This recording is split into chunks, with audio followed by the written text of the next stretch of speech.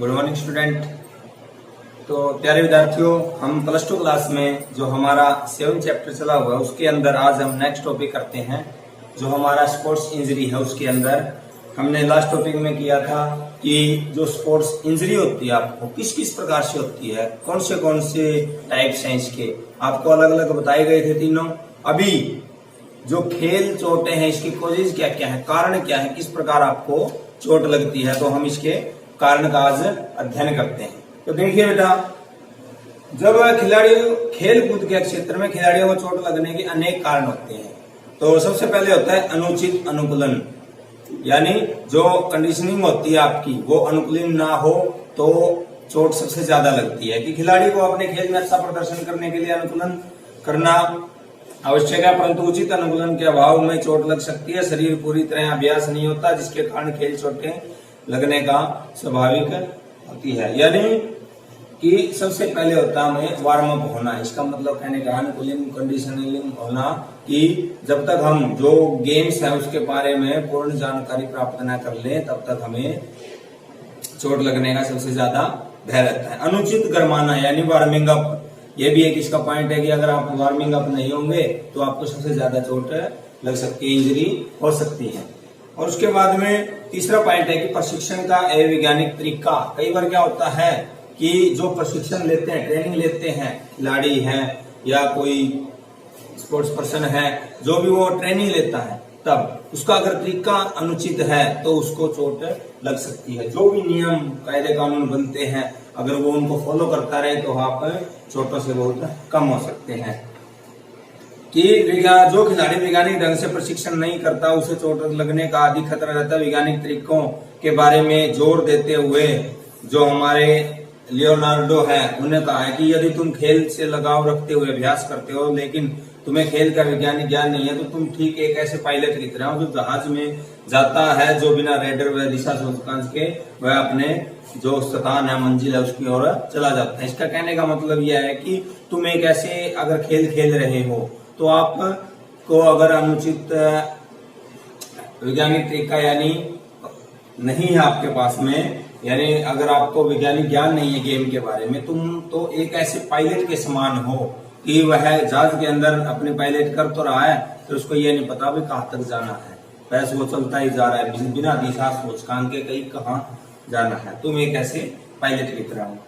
तो इसका कहने का मतलब है कि आपको एक वैज्ञानिक ज्ञान होना बहुत आवश्यक है जिस भी गेम्स के बारे में है उसके बारे में। उसके बाद में पुष्टि का अभाव, की लैक ऑफ फिटनेस, की आपकी जो फिटनेस है वह किस प्रकार निर्भर करती है आपकी उसके ऊपर कि चोट सबसे कम लगती है। पोषक तत्वों की कमी, जो हमारे नेचुरल है उनकी कमी, जैसे पोषक तत्वों में कमी के कारण भी खिलाड़ियों को चोट लग सकती है। कैल्शियम, फास्फोरस आदि से आपको इनकी कमी हो तो खेल चोटें सबसे ज्यादा लगती है। खेल सुविधाओं की कमी, कई बार क्या होता है खेल सुविधाएं नहीं होती, ग्राउंड्स वगैरह, उपकरण वगैरह, ये सारी सुविधाएं के अंदर आता है, अगर अच्छे ना हो तो सबसे चोट ज्यादा लगने का भय रहता है। खेल का संचालन ठीक ना होना, जो भी गेम्स वगैरह करवा रहे हैं उसका अगर संचालन अच्छे तरीके से ना हो तो भी चोट लग सकती है। सुरक्षात्मक उपकरणों का प्रयोग न करना, कि जो भी आप उपकरण अगर फुटबॉल के अंदर खेल रहे हैं तो आपके जो स्टड है, जूते हैं, वो अच्छे तरीके से होने चाहिए तो आपको चोट बहुत कम लग सकती है। थकावट की अवस्था में अभ्यास करना, कई बार क्या होता है थकावट हो जाती है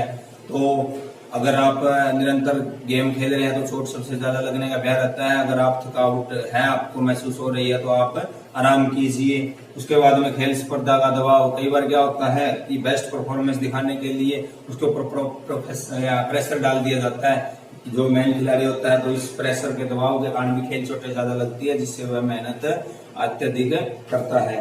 उसके बाद में है कि खेल के दौरान लापरवाही, कई बार क्या होता है अगर कोई लापरवाही बढ़ती जाए तो खेल में चोटों की ज्यादा लग सकती है। चोट की पुनरावृत्ति, अनुचित खेल उपकरण, ये कुछ है। इसके बाद में कि 6 खेल चोटें हैं, इनका बचाव आप किस प्रकार कर सकते हैं।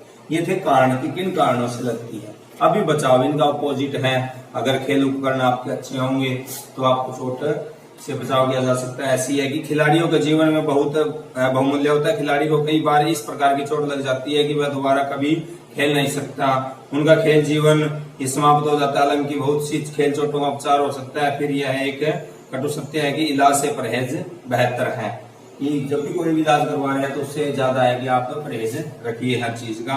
तो इसीलिए कि जो इसका बचाव आप किस प्रकार से कर सकते हैं कि उचित वार्मिंग अप करके इसका बचाव किया जा सकता है। उचित अनुकूलन, संतुलित आहार लेकर आप जो खेल चोटों से बचा सकते हैं। खेल कौशलों के उचित ज्ञान होना, यानी जो भी कौशल है, स्किल्स है, स्पोर्ट्स के स्किल्स है, उनके बारे में आपको नॉलेज अच्छी होनी चाहिए। सुरक्षा उपकरण, जो भी उपकरण आप गेम्स के अंदर ले रहे हैं, उनका उपयोग अच्छा होना चाहिए। उनका प्रयोग करके भी आप खेल कूद के तरीके में अच्छा बचाव कर सकते हैं। उचित खेल सुविधाएं होनी चाहिए, यानी जो भी प्रॉपर स्पोर्ट्स फैसिलिटी है वो अगर अच्छी होगी तो आप खेल चोटों से बचाव कर सकते हैं। कि हर समय अगर ग्राउंड्स के अंदर आप जा रहे हैं तो वहां अगर मेडिकल बॉक्स वगैरह है तो आप खेल चोटों से जो भी थोड़ी बहुत लगती है तो आप उसका अच्छे तरीके से ट्रीटमेंट कर सकते हैं। ग्राउंड वगैरह है ये अच्छा होना चाहिए। जो प्रशिक्षण है उसका अति प्रशिक्षण नहीं करना चाहिए। उचित तकनीक का प्रयोग करना चाहिए। खेल नियमों का पालन करना चाहिए। जो कूलिंग डाउन है वह अच्छे तरीके से करनी चाहिए। तो ये थे कुछ इसके कि बचाव किस प्रकार से कर सकते हैं। कि खेल चोटों से बचाव के कुछ टिप्स है कि थकावट होने पर प्रशिक्षण से दूर रहना चाहिए।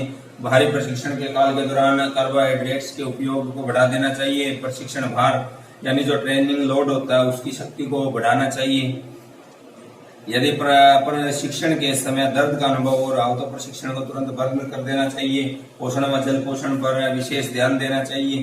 खेल उपकरणों का प्रयोग उचित व सुरक्षित होना चाहिए। नई गतिविधियों का प्रारंभ धीरे धीरे करना चाहिए। वार्मिंग अप व कूलिंग डाउन काफी समय तक हो सकती है। नियमित रूप से तेल मालिश करना चाहिए जब भी आपकी कोई भी प्रॉब्लम हो। शरीर पर सबसे ज्यादा होता है कि तेल मालिश जरूर करें, मसाज वगैरह। इससे आपका जो शरीर है पूर्ण रूप से तरोताजा हो जाता है।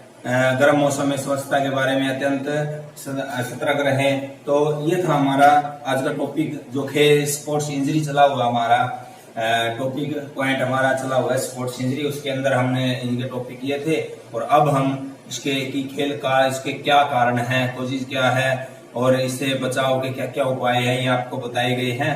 तो इसको आपने अपने नोटबुक के ऊपर अच्छे तरीके से राइट करना है। तो प्यारे विद्यार्थियों, एक आपके लिए सूचना है कि आपको पता है आपके पास में एक मैसेज जो ऐप है उसके अंदर एक मैसेज आया हुआ आपके पास में कि आपका 30 और 6 सितंबर को टेस्ट होने हैं। कुछ सब्जेक्ट के 30 को, कुछ सब्जेक्ट के 6 सितंबर को। तो मैं फिजिकल की बात करता हूँ कि अपना जो फिजिकल का टेस्ट है 15 मार्क्स का होगा। आपका जो सेकंड चैप्टर अपना है न्यूट्रिशन वाला, स्पोर्ट्स एंड न्यूट्रिशन, उसका टेस्ट होगा आपका 6 सितंबर को शाम को 4 बजे से 5:30 बजे तक लिंक ओपन होगा इसका।